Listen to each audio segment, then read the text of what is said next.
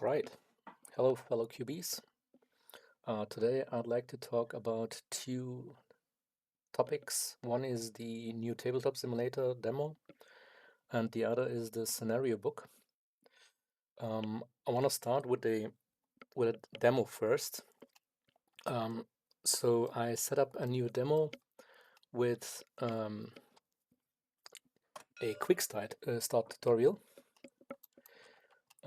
In which you can basically follow along and learn the core rules of the game.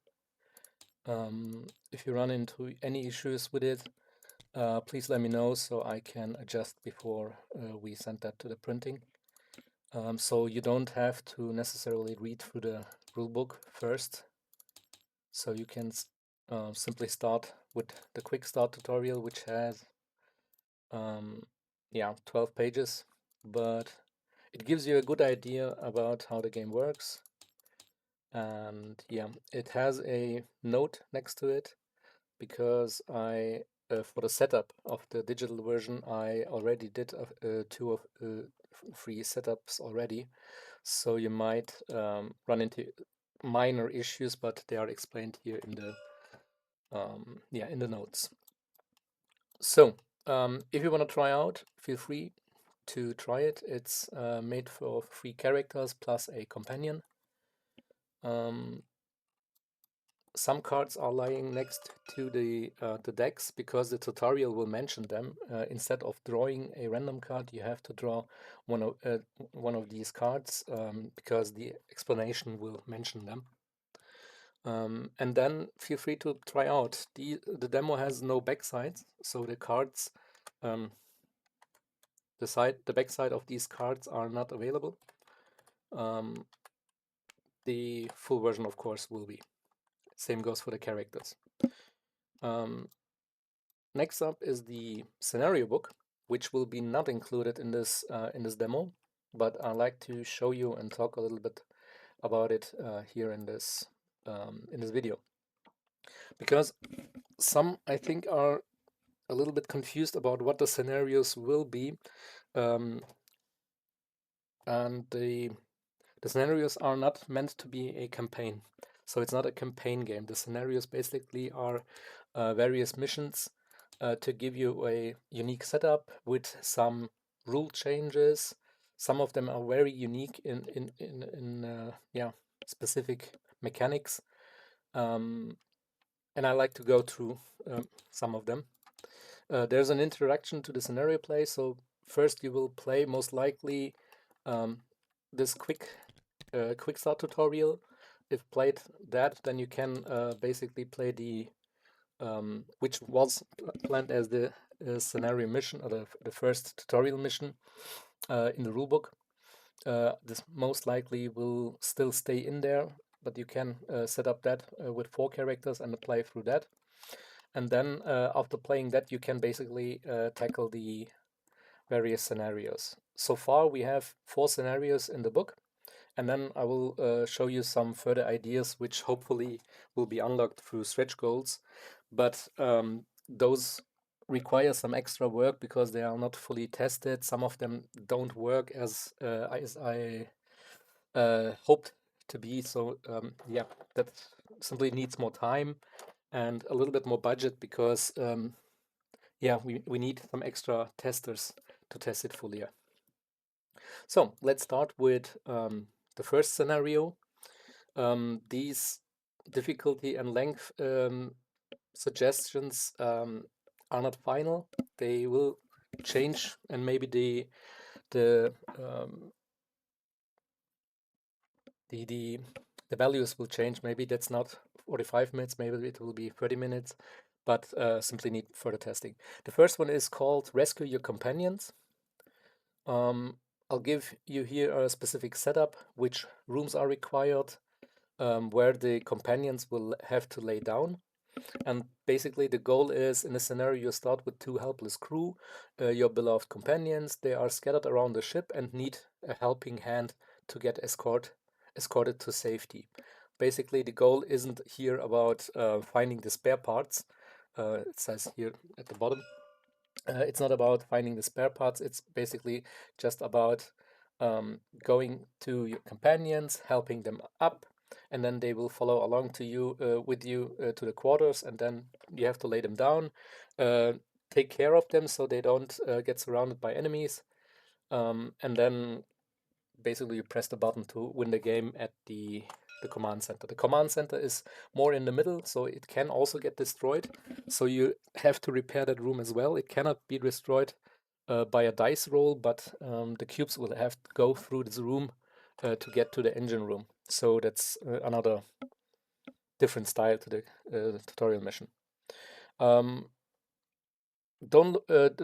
layout looks a little bit rough. It's still a work in progress. We will finalize that with better looking backgrounds. It's just white paper currently. And yeah, it will also look a little bit better. Maybe the text will shrink. I will try to, yeah, to make it a little bit more simple. So it maybe I can, yeah, keep it a little bit shorter, more crisp. The next mission or the scenario would be test subjects.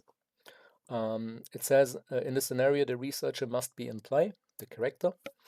The red character. In addition to finding the spare parts, all 3 Picagoo cards also must be found and carried to the med lab for for science stuff. So we have the cards Picagoo. Maybe I can show you somewhere. Maybe I don't want to spoil it. But there are cards in the game that says Picagoo. That's an event card.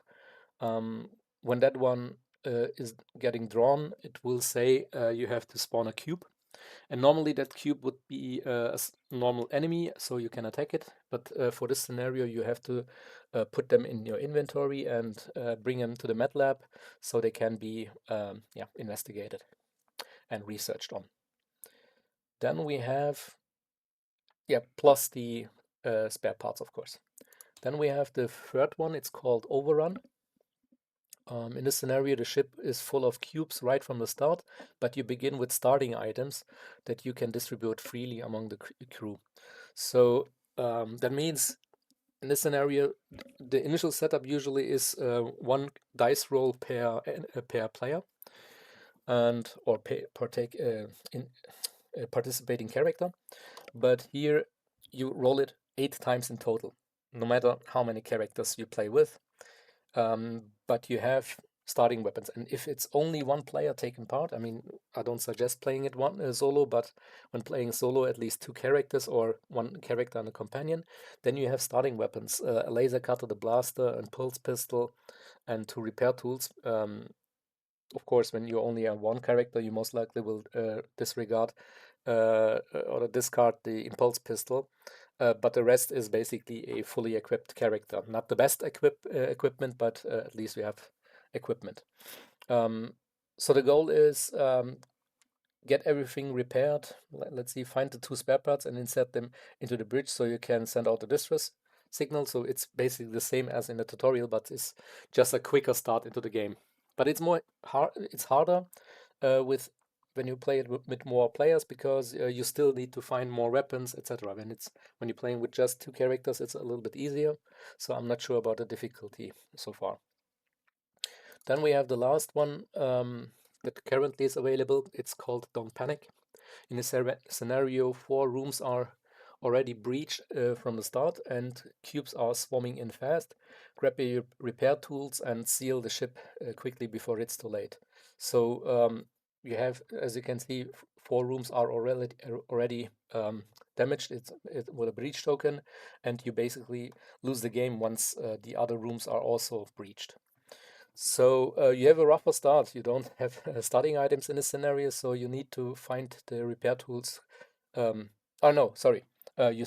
Each crew starts with 1 repair tool in their inventory, so everyone can repair for just 1 action instead of 2. And if you play with the mechanic, of course, it's a free action. I'm not sure if I want to allow playing this mission with the mechanic, because maybe it's too easy. But that's the idea for now.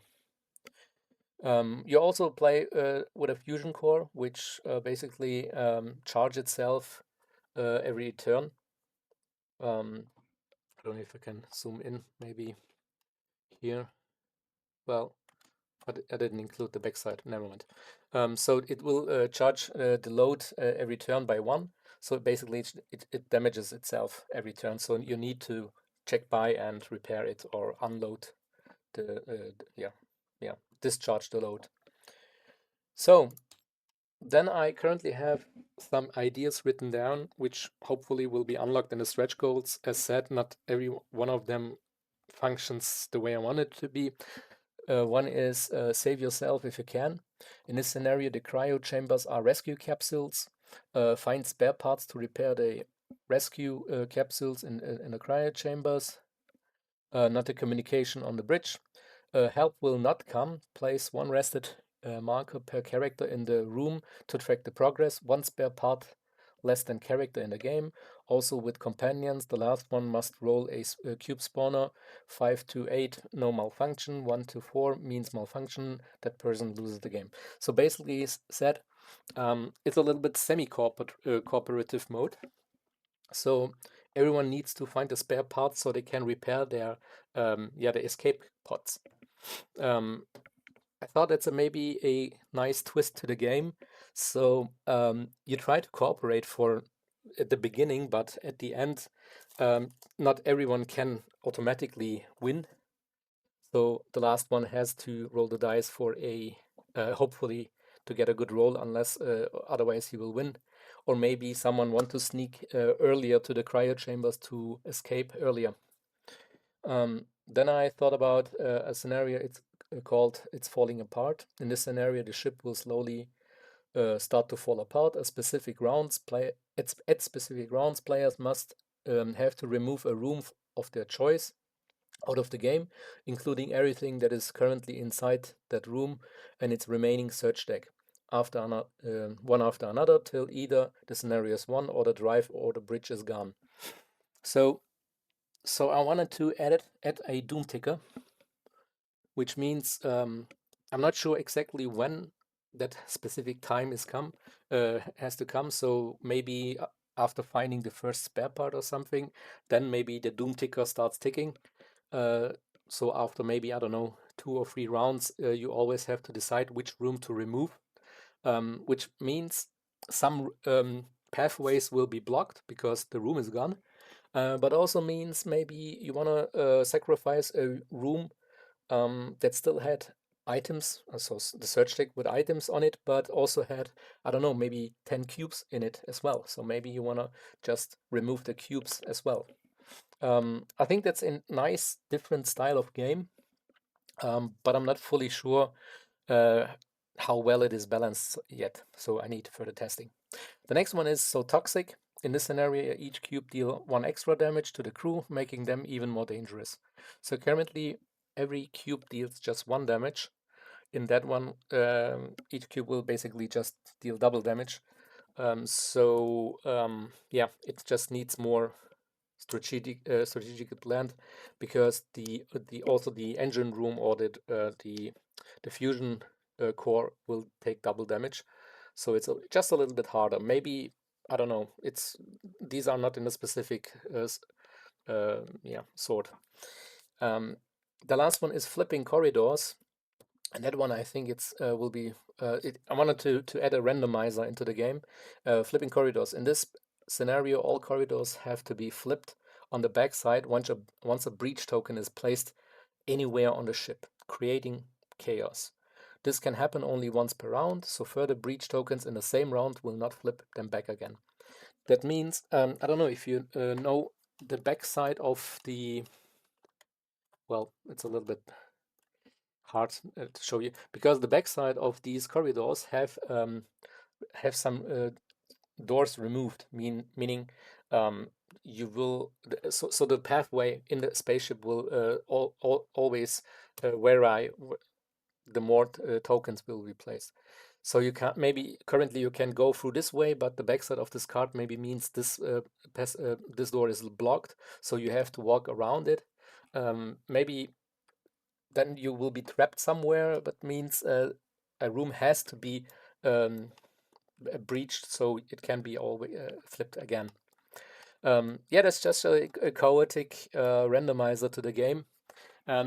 Once you played through all of them, you are free to choose whatever mission type you want to play with, whatever setup. So these missions or the scenarios, of course, will also add specific setups, but you can freely build your own spaceship. Maybe you want to build a long version where every room is next to each other, as long as you can reach them, of course. But basically you can play with any of these scenarios with different kind of rules. It's basically it's your game, then you can play as you like. I hope these extra scenarios will be unlocked because I want to see them live in the game, live in action. I will work on them, of course, and test it a little bit more. So I'm not sure how long that will take. Maybe I will scrap an idea and add another idea. So these are not final, these four, because currently I'm not sure about the save yourself if you can version with the semi-cooperative way, but that's just an idea. So I like to work on them, but yeah, takes some time. And if you want to play the new Tabletop Simulator demo, it's currently available in English only. With all the new designs, with all the new card designs. I included, like I said, the pet, which has no inventory slots other than his mouth or snout. And as long as he has an item in his snout, he cannot attack. That's basically what the repel action blocked in the middle basically means. But he can run with the item to a human crew, and once per turn he can trade for free. So he is more than an assisting character with a little bit fighting power. He has 4 life and 4 oxygen, of course, no energy because he cannot use weapons. Yeah, and if you like, you can, of course, play the demo in various versions. You can play it once, then you can basically build your own deck because these are currently prepared from me. Once played, you can basically shuffle them again. Maybe if you want to unlock these rooms and place them somewhere else.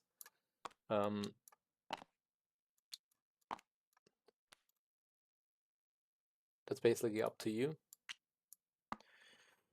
But yeah, mind that all these rooms have magnetic points, so they snap into these positions, but not on the other way, other sides. And of course, I have magnetic points for the items here, so they can be interrupting each other if you place them freely. But those of you who know how to work with Tabletop Simulator, of course, can come up with their own ideas. And I like to hear what you think about the demo, what you liked, how do you think the quick start tutorial is, because I didn't plan initially adding a quick start tutorial into the game, but I heard feedback that it's a little bit a lot of text to go through for such a simple game. So I figured, you know what, let's start using the quick start tutorial here. It also has quite some text, but it goes through step by step. And hopefully that will make it easier to just simply jump into the game without reading through the 24 pages of the rulebook first. Yeah, I like to hear what you think. And like I said, the scenario book will not be included in the demo. But I will explain them again in the campaign page, which will go live in about 2 weeks. So yeah, thank you for watching and thanks for feedback.